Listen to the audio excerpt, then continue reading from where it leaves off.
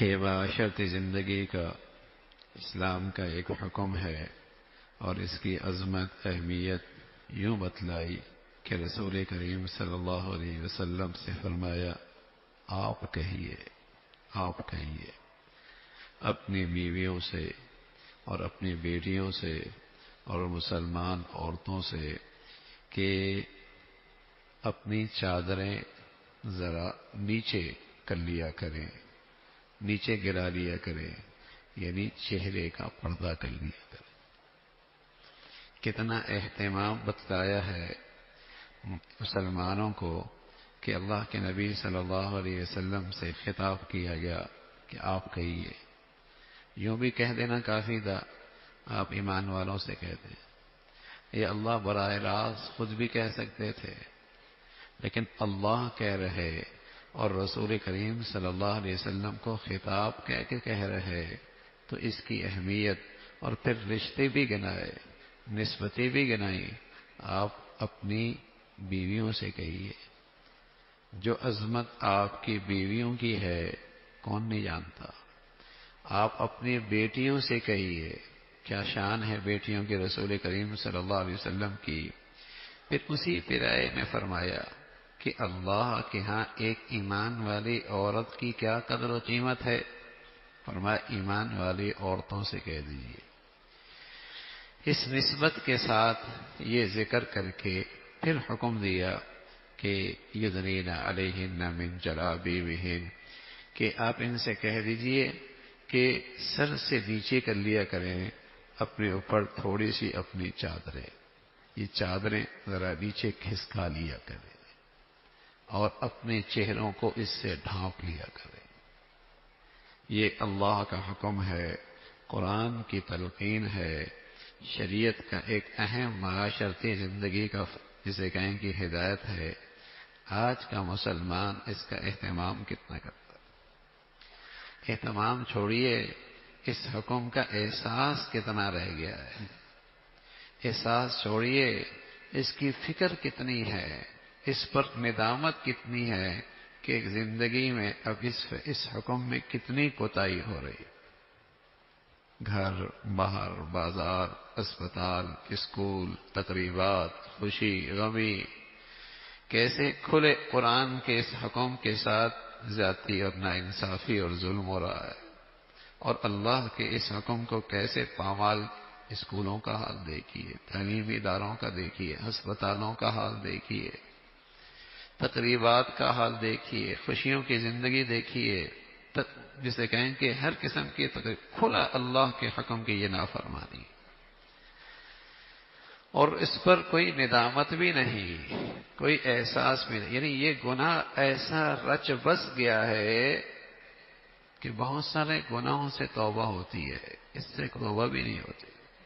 کوئی چوری کر لے تو توبہ کر لے گا، کوئی ڈاکہ مار لے توبہ کر لے گا، نشہ کر لے توبہ کر لے گا، دیکھنے والا بھی کہے گا یہ بہت برا کر رہا ہے، لیکن اس گناہ کو تو پالا جاتا ہے، اس گناہ کو تو پالا جاتا ہے، بلکہ اب تو اس گناہ پہ فخر کیا جاتا ہے، بلکہ اب تو یہ گناہ اسٹیٹس بنتا چلا جا رہا ہے۔ بلکہ اگر کوئی اس شخص اس نیکی پہ عمل کرے اور اس فریضے پہ عمل کرے اور اس حکم کو پورا کرے، دنیا اس کو تنگ نظر سمجھتی ہے، تاریخ خیال سمجھتی ہے، دقیانوس سمجھتی ہے، اور نہ جانے اسے کن کن طعنوں سے نوازا کرتی ہے۔ یعنی اس حکم کے ساتھ کیسی زیادتی اور ناانصافی ہو رہی ہے، اور پھر جب اس کا وبال ہے اور اس کا ریئیکشن معاشرے میں ہے، معاشرتی زندگی، گھریلو زندگی، ازواجی زندگی، خاندانی زندگی کیسے ٹوٹ پھوٹ کا شکار ہے۔ اس لیے کہ جس معاشرے میں مخلوط محافل ہوں گی اور مخلوط زندگی ہوگی اور مخلوط نظام تعلیم ہوگا، تو وہاں پھر کبھی ازواجی زندگی کا اعتماد باقی نہیں رہ سکتا، وہاں کبھی ازواجی زندگی کا اعتماد باقی نہیں رہ سکتا۔ نہ شوہر بیوی پہ اعتماد کرے گی، نہ بیوی شوہر پر اعتماد کرے گا، ہنستے بستے گھر اجڑتے ہی نظر آئیں گے۔ طلاق اور خلا کی ایسے معاشرے میں کثرت ہوا کرتی ہے۔ پہلے یہ پہچان مغرب کی ہوا کرتی تھی، لیکن بدقسمتی سے جب مسلمانوں کی دنیا نے بھی ان غیروں کے طور طریقے لے کے آئے تو اس کا ریئیکشن دیکھ رہے، کتنی کثرت کے ساتھ طلاقیں ہیں، خلا ہے، ٹوٹ پھوٹ ہے، اسلام کے اس حکم کو نظر انداز کیا گیا، پردے کا مذاق اڑایا جانے لگا ہے اور اس کے اندر کوتاہی ہے۔ تو اللہ رب العزت کی طرف سے یہ حکم ہے، اے نبی آپ کہہ دیجئے اپنی بیویوں سے، اپنی بیٹیوں سے اور ایمان والی عورتوں سے، یدنین علیہن، بیٹیاں، یعنی عجیب و غریب تماشا ہے، عجیب و غریب، عجیب جس کا آپ 15-20 سال پہ تصور بھی نہیں کر، اکیلے بیٹیاں، ہاں، غیروں کی دنیا میں جا کے تعلیم حاصل کر رہی ہوتی، کہاں انگلینڈ، کہاں آسٹریلیا، اور بغیر کسی محرم کے، بغیر کسی شرم و حیا کے لحاظ کے، اور اس پہ کوئی ندامت نہیں، اس پہ کوئی شرمندگی نہیں ہے اور اس پر کوئی افسوس نہیں، بلکہ فخر ہوتا ہے، فخر ہوتا ہے۔ اور کس انداز سے اپنی بیٹی کا تعارف،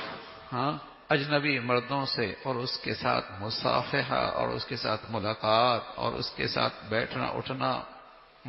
یعنی شرم و حیا کا تو جنازہ نکل گیا نا،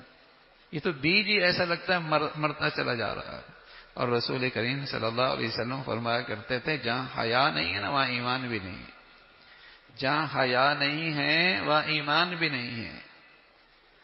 فرمایا دیوس آدمی جہنم میں جائے گا، اس کی بخشش نہیں ہوگی، دیوس آدمی جہنم میں جائے گا، اس کی بخشش نہیں ہے۔ وَإِنْ صَامَ وَصَلَّى، اگرچہ نماز پڑھے، روزہ رکھے،